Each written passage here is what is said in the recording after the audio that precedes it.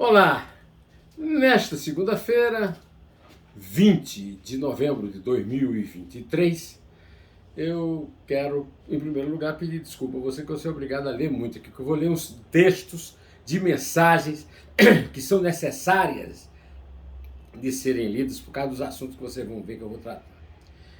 O primeiro desses assuntos é a vitória do Milei sobre Massa na Argentina. O segundo é a sórdida campanha petista contra a jornalista Andressa Matais, que revelou o fato óbvio, escandaloso, criminoso do Ministério da Justiça receber a mulher do chefão do Comando Vermelho. E também quero me referir aqui à morte de Dona Rosalynn Carter, primeira-dama dos Estados Unidos, que teve participação incrível, enorme, na queda, na derrubada da ditadura militar aqui entre nós. Eu agradeço muito a sua presença. Nós passamos aí o fim de semana sem gravar vídeos diários, agora na segunda-feira nós voltamos, e voltamos para tratar da vitória de Milei, pedindo que você, se gostar do comentário, passe para suas redes sociais e avise aos amigos para fazerem a mesma coisa. Então, a primeira coisa que eu vou ler aqui é que ontem, assim que eu fiquei sabendo, através de um telefonema que eu dei para o Fernando Mito, diretor da Bandeirantes, do reconhecimento da derrota do Massa, eu usei o X, antigo Twitter, para passar a mensagem que eu vou ler aqui para você. A vitória de Milei sobre Massa na Argentina poderia levar Lula e Lira a pensarem um pouco na pré-racionalidade do povo, respeitando a Argentina na decisão tomada após a inflação, ter alcançado níveis insuportáveis, calçando as sandálias da humildade e aprendendo antes de afundar. Antes de afundar. É isso mesmo. Agora, eu já vejo que no Brasil ninguém aprendeu nada. Eu vi uma entrevista que me deu vontade de dormir daquele Celso Amorim, o grande responsável pela maior mancada diplomática da história do Brasil, que é a adesão ao Hamas pelo Lula, né?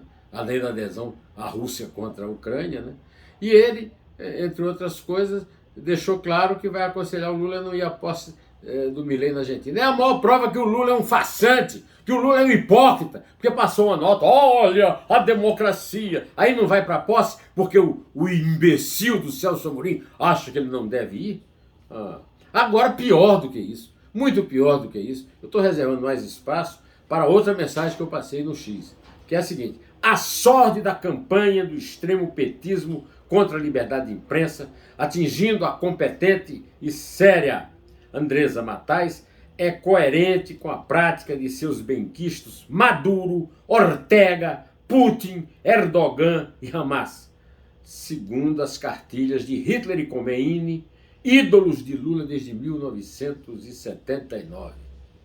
Bom, aí eu tomei assim a liberdade, de como eu vou conversar com você, de tomar alguns dos comentários feitos por pessoas lúcidas a esse respeito.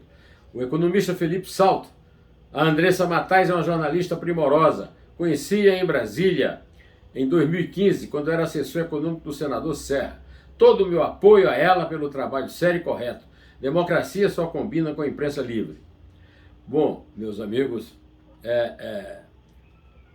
a reação do Estadão também merece destaque. No editorial chamado Um Governo que Desmoraliza o País, o editorial é aberto com a frase lapidar: reação de Lula ao caso das reuniões no Ministério da Justiça com a mulher de um chefão do tráfico mostra que nós estamos realmente perdidos, que o Brasil está desmoralizado. O deputado Roberto Freire, ex-deputado Roberto Freire, chefe do Partido Cidadania, elogiou, numa mensagem também ao X, boa e esclarecedora matéria da Folha de São Paulo sobre este episódio antidemocrático e sumamente agressivo contra uma jornalista e, como consequência, também contra a liberdade de imprensa. Ele cita a reportagem chamada Gleisi, Dino e Felipe Neto engrossam onda de ataques contra a jornalista. Essa reportagem eu tirei aqui 2 parágrafos para ler para você, porque eu achei melhor citar a Folha, que é concorrente direta do Estadão, então não citar, já que eu citei o Estadão, citar também a Folha numa reportagem elogiada pelo Roberto Freire.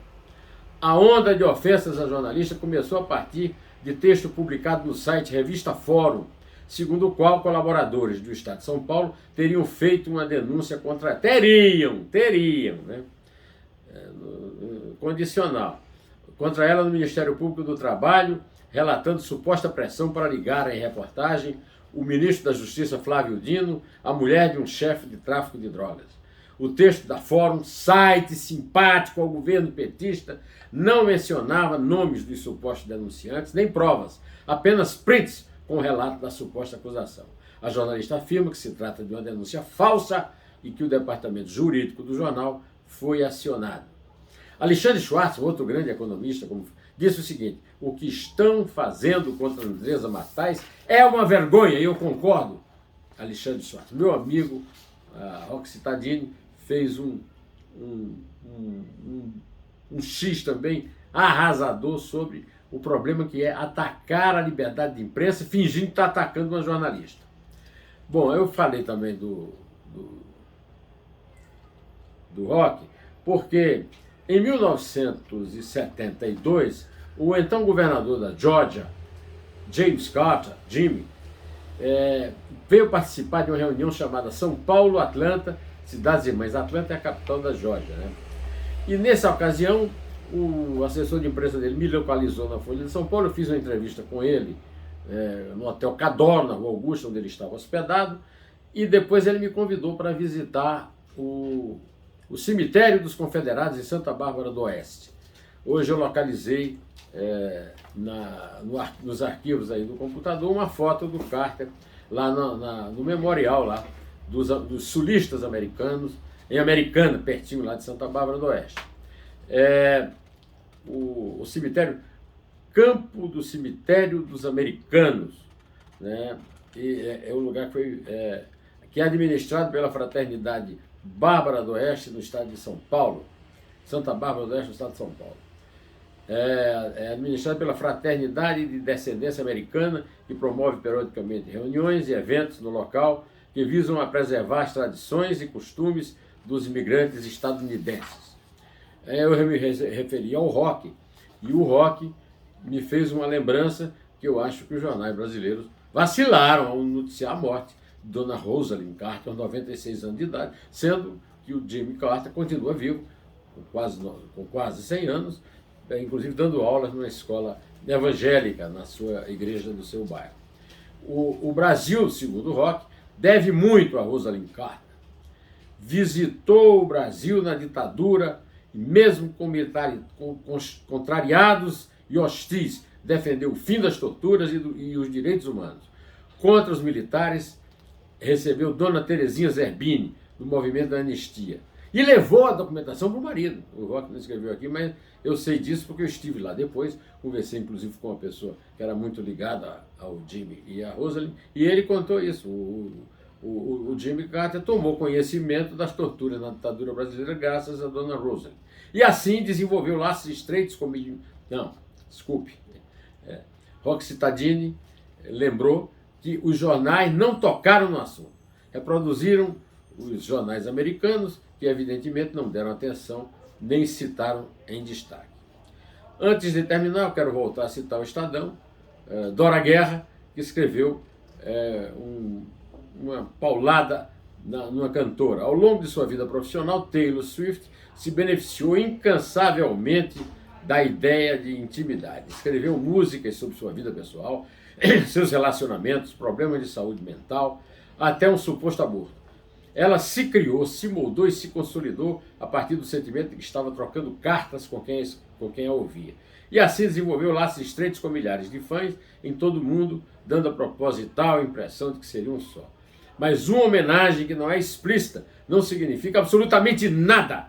Já a falta da explicitude significa muita coisa.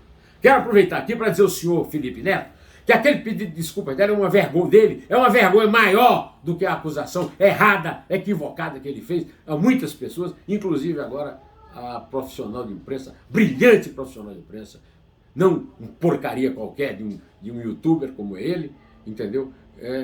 Que é chefe do noticiário político do Estadão. Depois vem dizer que o Estadão é um jornal de direito. Quer dizer, o Estadão não tem direito de ser um jornal. Agora ele tem direito de ser uma influência de esquerda e influenciar a juventude para a esquerda, né?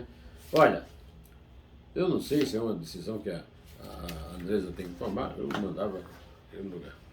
Bom, meus amigos, antes de terminar, eu quero convidá-lo para assistir o Neumann Entrevista com Walter Mairovitch a respeito do conflito de Hamas, Israel, e o Dois Dedos de Prosa, que eu fiz com Chico Graziano, a respeito das acusações feitas no Enem por esse governo de extremo PT contra o sustentáculo econômico do Brasil hoje, que é o agronegócio. Não percam isso. Eu estou indo embora, direto ao assunto. Em té